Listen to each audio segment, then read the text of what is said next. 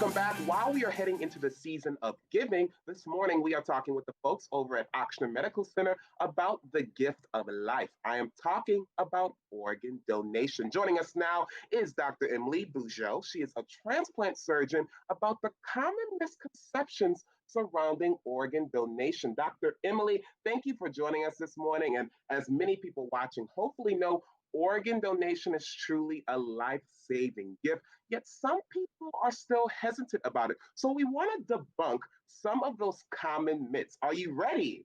I'm ready. Thanks for having me.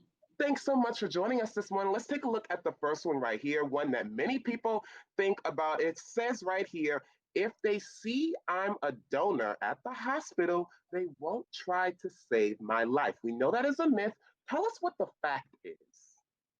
Right. So that's definitely a myth, one that I think deserves some clarification. When you go to the hospital, the first priority and the goal is to do everything needed to try to save your life. And really, the whole discussion about organ donation doesn't occur until there's nothing left that can be done. Very powerful because everyone knows, hopefully, that when you go to the doctor, they are trying to save your life, period. Now, this second one is one I really wanted to talk about. This one right here, rich or famous people on the waiting list get organs faster. That is also a myth. Tell us what the fact Right. is. So that also is not true. So it's a very well organized system that determines who gets the next organ that's available for transplant. So it's run by the United Network for Organ Sharing, and there's a pretty sophisticated computer system and algorithm that maintains a list of who's up next to get the next organ. Really interesting. So Yeah, money, race, religion, gender, none of that actually comes into play. It's all based on where you are on the list. got it. How sick you are. How about this one right here? I'm too old to be a donor. Also a myth. Also a myth. So age is just one number. It really depends on how good the quality of the organs are, how healthy the person is. And we've definitely had excellent outcomes using donors of all ages. Really interesting. And that's good to know. How about this one? I don't think my religion supports donation. Yeah, so I think this is a great one. Most major religions do, in fact, support organ donation and really think of it as kind of the final act of love and kindness.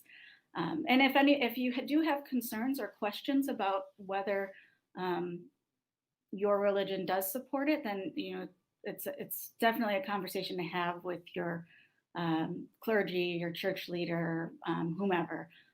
But most religions, like I said, do support organ donation.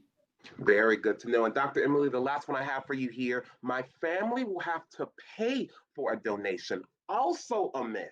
Also a myth. There is no cost for organ donation, no cost incurred by the donor or the donor's family.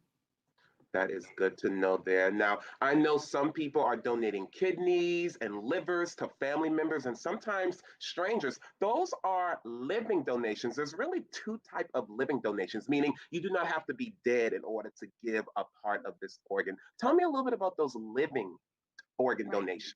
Living donation is a wonderful thing. There are way too many people waiting for lists that unfortunately never make it to transplant. And so having the ability to donate while you're living is a great way to be able to help a friend or a loved one. You can donate kidneys or a part of your liver. Those are the two types of living donation transplants that we do today.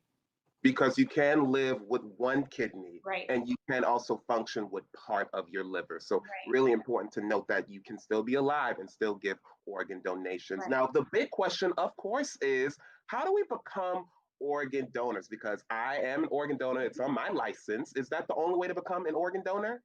So there's several ways to register to donate. Exactly what you said. When you renew or get your new license, you can sign up at that time. You can also go to ochsner.org/save9 and you can register there. If you have an iPhone, there's a health app um, that you can register to donate through. So yeah, lots of different ways to try to make it easier for you. And how do you know if you're able to give a donation? Is a doctor going to call you? Yeah, so if you're interested in donating an organ, your kidney or part of your liver, then the medical team would put you through an evaluation, obviously to make sure that it's safe to donate. Um, Fascinating. Great information there, Dr. Emily. Thank you so much for joining us this morning. And like she said, if you want more information on how to become an organ donor, just visit ochsner.org/save9.